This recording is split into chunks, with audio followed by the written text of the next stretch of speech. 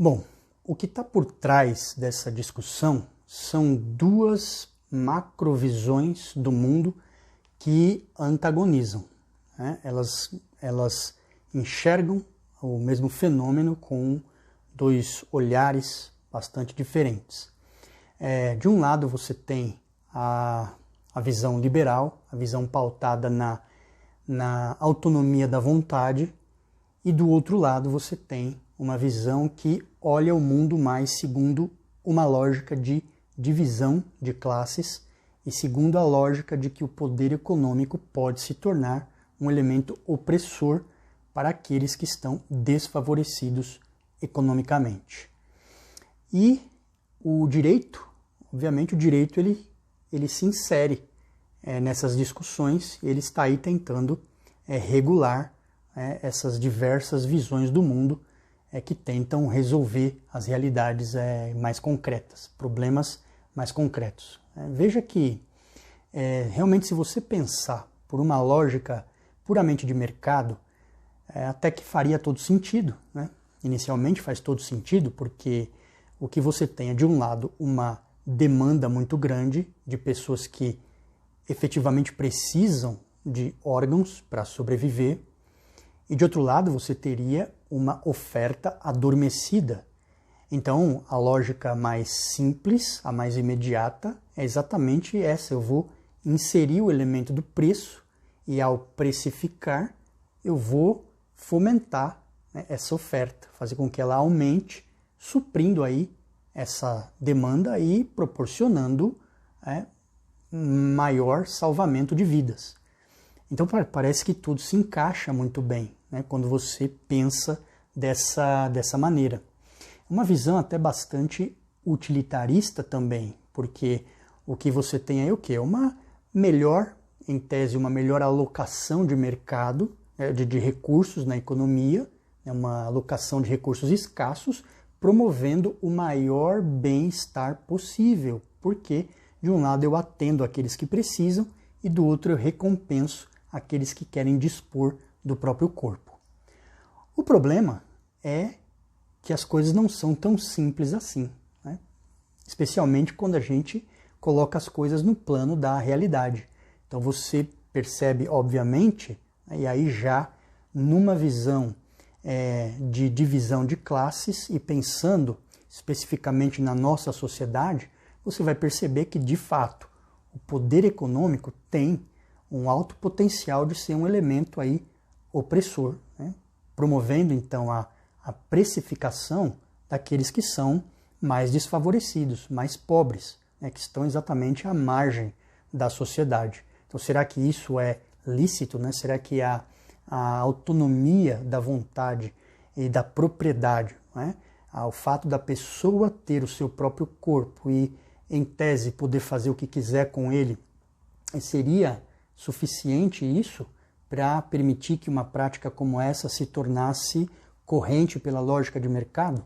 Muito complicado isso, né? Porque certamente você teria, em primeiro lugar, aqueles que estão mais desfavorecidos, mais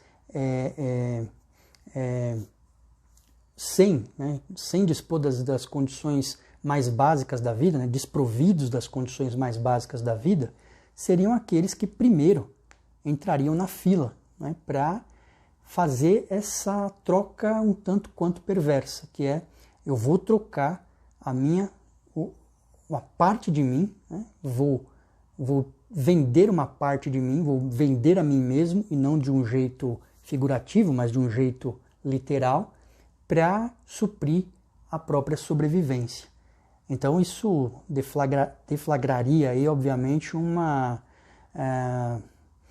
doença social, né? Tornaria explícita uma doença social segundo a qual milhares de pessoas estão desprovidas do mais básico, que estão dispostos até mesmo a vender a si mesmo. Como eu disse, não de uma maneira figurativa, mas de uma maneira literal, né?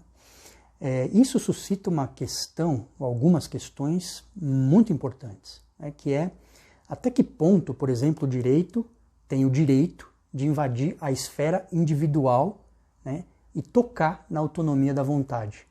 né? Até que ponto essa invasão estaria acontecendo em desfavor ou em proteção do próprio indivíduo.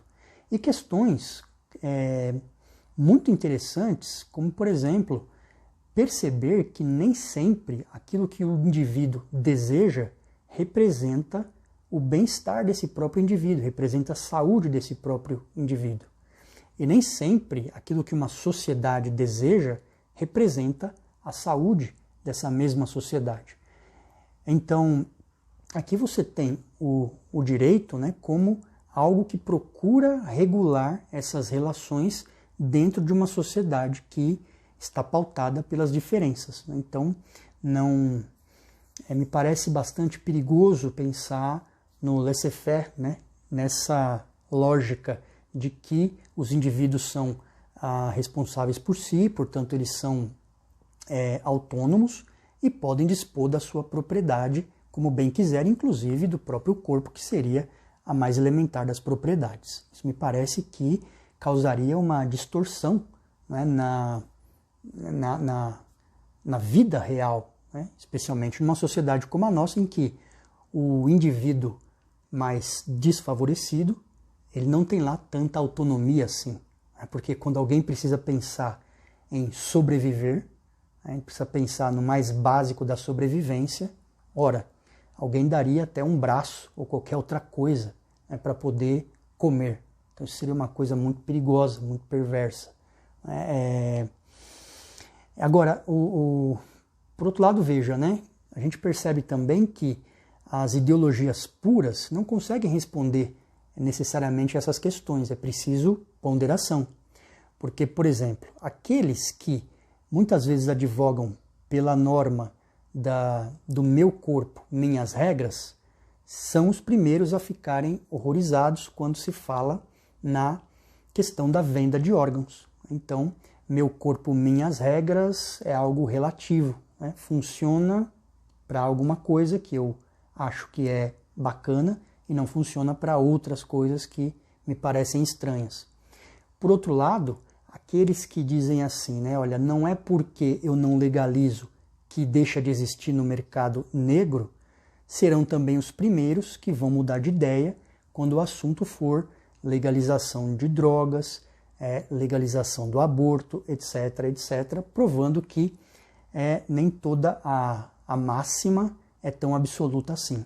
Então, veja que pensar o direito, pensar em regular uma sociedade requer bastante ponderação, né? Não se faz com ideologias pré-fabricadas, pré-estabelecidas.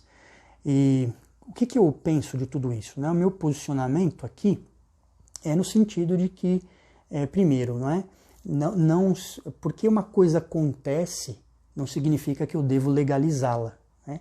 É necessário haver ponderação em cada caso. E também não me parece correto, neste caso aqui, a regra do meu corpo, minhas regras, porque, afinal de contas, o indivíduo precisa ter uma proteção, muitas vezes até contra si mesmo, né? Contra a sua própria fragilidade que poderia vir a ser explorada numa lógica de mercado.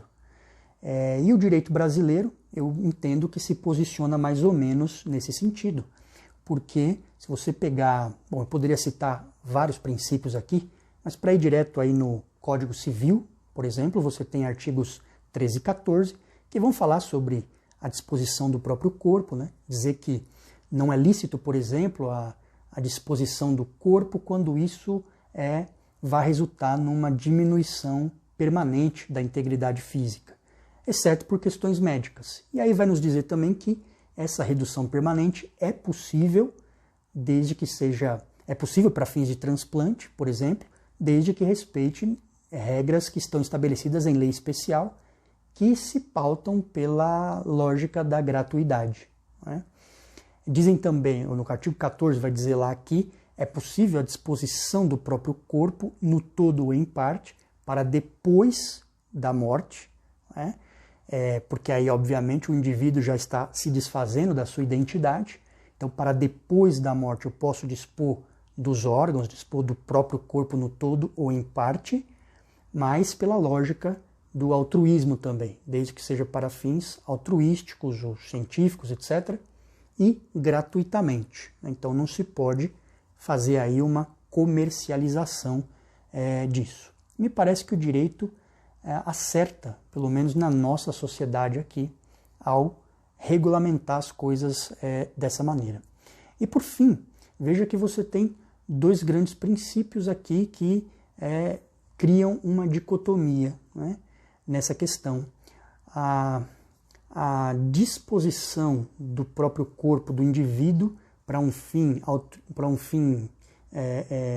humanitário, de um lado por uma regra comercial, uma regra de venda, ou seja, para receber uma recompensa, e do outro lado pelo altruísmo, né, por alguma coisa que é ainda, ao meu ver, um elemento fundamental para unificar a raça humana, né? É algo que é inerente, ou deve ser inerente às relações humanas, a questão do altruísmo. Então, me parece também perigoso nesse sentido que muitas vezes inserir lógica de mercado a certas relações humanas pode vir até mesmo a afetar essa coisa tão elementar que une as pessoas, que é o altruísmo.